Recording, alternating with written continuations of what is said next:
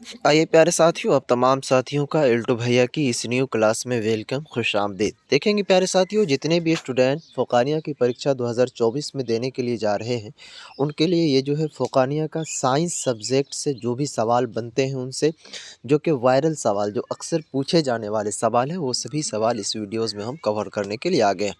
अब तमाम साथियों से दरख्वास्त है, गुजारिश है, जल्द से जल्द इस क्लास को पूरी तरह से करें, ताकि आप अपने इम्तिहान में बेहतर से बेहतर मार्क ले पाएंगे। और दूसरी बात ये बताते चलूँ आपको कि क्लास की जो नोटिफिकेशन आपको नहीं मिल पाती है, डिस्क्रिप्शन में टेलीग्राम का लिंक दिया हुआ है, वहाँ आप ज़रूर ज्वाइन कर लीजिएगा प्यारे साथियों, ताकि आप तमाम साथियों को हर क्लास की नोटिफिकेशन मिले।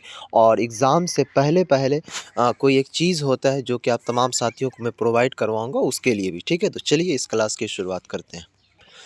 आइए यहाँ से अब सवाल को देखने की कोशिश करेंगे। सबसे पहला जो यहाँ पर सवाल है, जो कि इम्पोर्टेंट और बहुत ही अहम सवाल, वो ये आएगा आपको। इस तरह के सवाल अक्सर पूछे जाते हैं और ये पूछे जाएंगे। सवाल कहता है कि कास्टिक सोडा एल्युमिनियम के बीच तामील होने पर डैश बनता है। यानी कि ये कास्टिक सोडा है और एल्युमिनियम, ये दोनों को जब मिलाया जाता है तब क्या बनता है प्यारे साथियों? यानी कि ये दोनों को जब जोड़ा जाएगा तो सोडियम एलिमेंट। ठीक है, उसके बाद देखेंगे प्यारे साथियों, नेक्स्ट सवाल कहता है कि एल्युमिनियम के मखलूत धात डैश है। यानी कि एल्युमिनियम का जो मखलूत धात है वो क्या चीज़ है? तो साथियों इसका जवाब हो जाएगा मैग्नीशियम। उसके बाद देखेंगे प्यारे साथियों, फिर सवाल कहता है कि बॉक्साइड डैश धात का ORe है।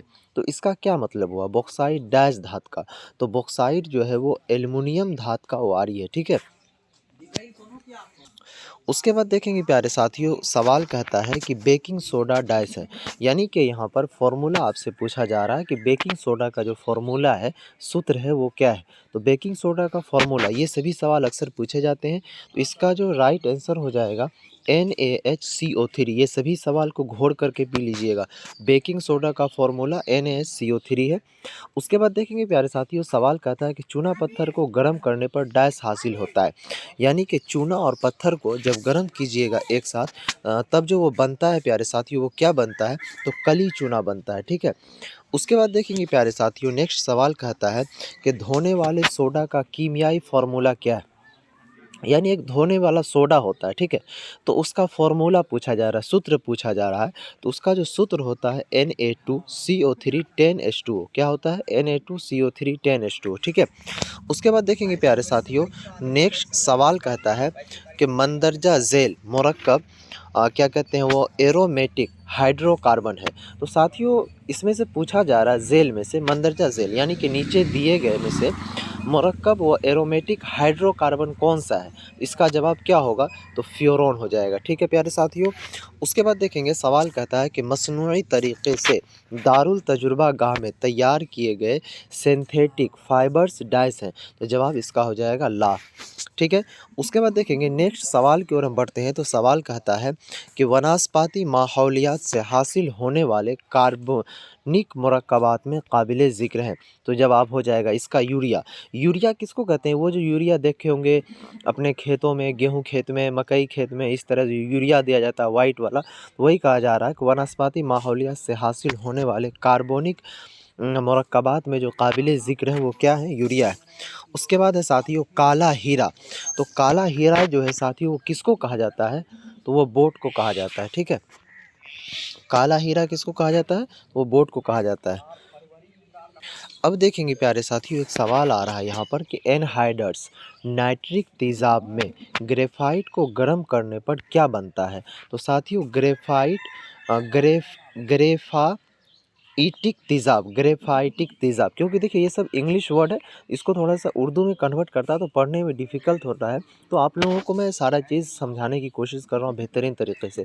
तो ठीक है, उसके बाद देखेंगे साथियों, नेक्स्ट सवाल कहता है कि हजामत बनाने वाले साबुन में डैश व डैश मिलाए जाते हैं जिससे झाग ज़्यादा बनता है और जल्दी सूखता नहीं है। तो साथियों हजामत किसको कहता है? वो जो दाढ़ी वगैरह बनाता है, वो जो साबुन होता है उसके अंदर कौन सा क्या चीज़ मिलाया जाता है? तो इसका जो जवाब है, सबसे पहला यहाँ पर जो लिखा जाएगा वो हो जाएगा रोज़िन। उसके बाद दूसरा जो यहाँ पर लिखा जाएगा वो ये लिखा जाएगा गेल्सरोल। ठीक है, उसके बाद चलेंगे नेक्स्ट सवाल की ओर हम बढ़ते हैं। अब आइए थोड़ा-सा आपको हम वो तो ऑब्जेक्टिव सवाल था, इधर आपको सब्जेक्टिव सवाल की ओर ले चलते हैं। देखिए, सब्जेक्टिव सवाल जो है, ये आप लोगों को 5 नंबर में पूछा जाएगा। देखिए, इस तरह सवाल पूछा जाएगा कि किसी ये सवाल देखिए कई दफ़ा पूछा गया, इसीलिए अब तमाम साथियों को मैं बता रहा हूँ। कह रहा है कि किसी बस के अचानक चलने पर मुसाफिर पीछे की तरफ झुक जाता है, क्यों? यानी कि जब देखिएगा अगर आप बस में बैठे होंगे, तो जैसे ही बस चलती है ना, तो वो जो मुसाफिर है, मुसाफिर कहने का क्या मतलब है मेरा, उस चीज़ को आप समझ रहे हैं? मुसाफिर किसको कहते हैं? जैसे मान लीजिए आप बस के अंदर बैठे हुए हैं, तो जैसे ही बस आगे को बढ़ती है, तो आप लोग क्या होते हैं, आगे की तरफ झुक जाते हैं। तो उसका कारण पूछा जा रहा है कि क्यों झुक जाता है? तो इसका जवाब इस तरह लिखना होगा कि जब बस अचानक चल पड़ती है, तब बस में सवार मुसाफिर का निचला हिस्सा बस के साथ हरकत पज़ीर हो जाता है, जबकि उसका ऊपरी हिस्सा सुकून जसामत के सबब सुकूनी हालत में रहता है। इसलिए मुसाफिर के ऊपरी हिस्से को छोड़कर पिछला हिस्सा आगे चलता है। इसी वजह कर मुसाफिर बस के अचानक चल पड़ने पर पीछे की तरफ झुक जाता है। तो ये सवाल क्या था आपका? वेरी वेरी इंपॉर्टेंट सवाल था, ठीक है। अब देखेंगे प्यारे साथियों, नेक्स्ट वेरी वेरी इंपॉर्टेंट सवाल आपको हम बताते हैं कि चलती हुई गाड़ी से बाहर कूदना क्यों खतरनाक है, वजाहत करें। यानी कि मान लीजिए सपोज दैट कोई ट्रेन चल रही है या फिर कोई बस चल रही है, तो कितने लोगों की आदत होती है चलते हुए बस में वो उतर जाते हैं, चलते हुए ट्रेन में उतर जाते हैं। तो ये खतरनाक है, खतरा है, तो क्यों, इसके बारे में पूछा जा रहा है। तो इसका जवाब आपको इस तरह लिखना होगा कि जवाब इसकी वजाहत जसामत कलिया या न्यूटन के पहला हरकत का कलिया के ज़रिया आसानी से किया जा सकता है। चलती हुई गाड़ी में सवार आदमी गाड़ी के साथ ही हरकत की हालत में है। जब वह आदमी गाड़ी से बाहर कूदता है, तो उसके पैर सुकून में आ जाते हैं, जबकि उसके जिस्म का ऊपरी हिस्सा हरकत के जसामत के सबब एक ख़त मुस्तकीम में हरकत की हालत में रहता है। नतीजतन वह गाड़ी की हरकत की सिमत में गिर पड़ता है और ज़ख्मी हो जाता है। गिरने से बचने के लिए उसको बस की रफ्तार की सिमत में कुछ दूरी तक दौड़ना चाहिए। यानी कि प्यारे साथियों, ये तो क्या कहते हैं, ख़तरनाक है ही, लेकिन सपोज़ कि किसी कोई का क्या कहते हैं, ये हो जाता है, हैबिट बन जाता है। जैसे कि मान लीजिए अगर कोई बस जा रही है, उसके अंदर से उतरिएगा और जस्ट आप खड़े हो जाइएगा, तो आप क्या होइएगा, गिर जाइएगा।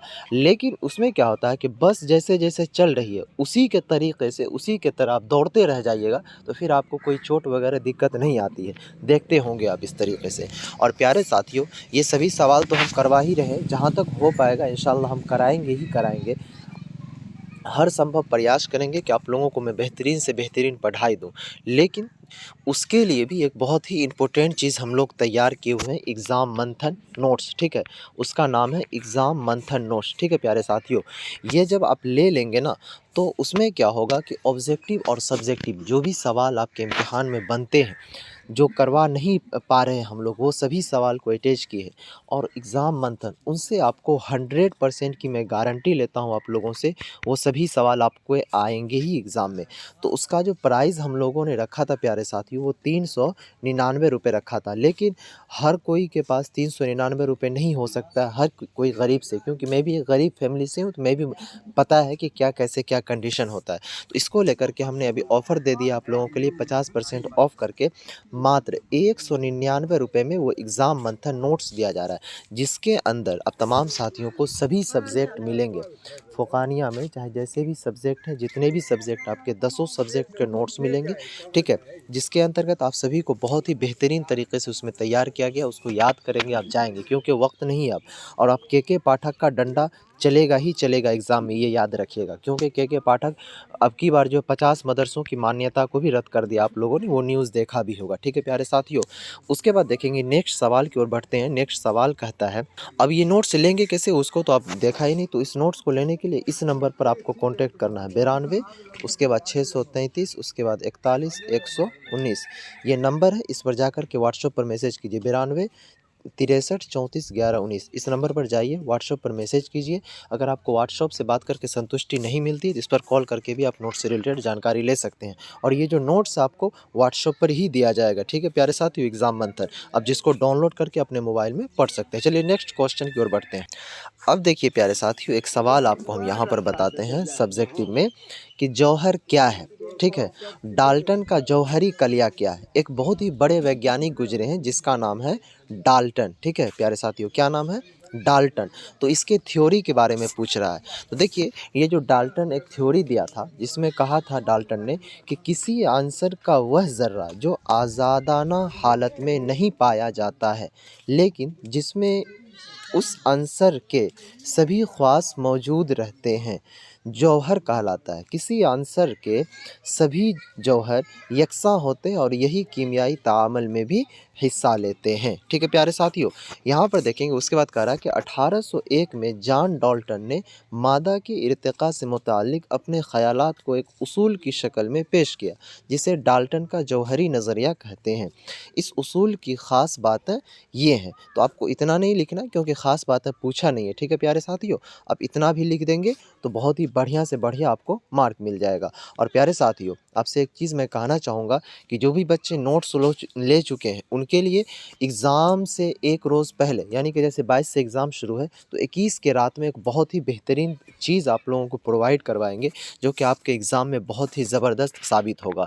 और जो स्टूडेंट नहीं लिए उनसे भी दरख्वास्त करेंगे कि जल्द से जल्द इस नंबर पर जा कर के उस नोट्स को हासिल कर लें। ये जो नोट्स है आपको व्हाट्सएप पर ही मिलेगा, ठीक है, जिसको डाउनलोड करके आप पढ़ सकते हैं। अभी ऑफ़र चल रहा है 92 633 41 119 इस नंबर पर।